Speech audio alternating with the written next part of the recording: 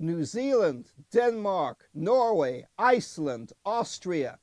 The most peaceful countries in the world, according to the Global Peace Index. And the United States, way down there at 83 out of 144. And Russia is even worse at 136 out of 144. The GPI puts in a number of different factors. Number of wars and scale of wars that countries are involved in, number of homicides, both in absolute and per capita terms, number of guns available.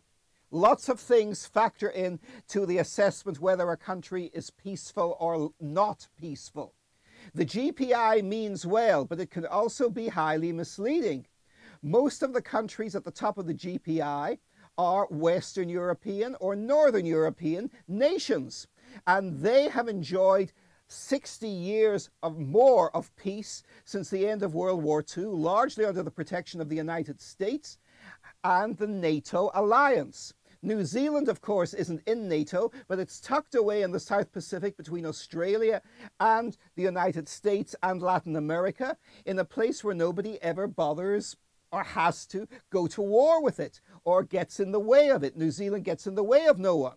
So the peace index is misleading. It's a lovely idea, but there is no magic formula for peace around the world to be found out of it. Global peace and security ultimately rest on the balance of power between major armed nations, and global disarmament would be lovely in theory, but isn't happening yet in practice. Many of us live, we can pray to see it, but it ain't here yet.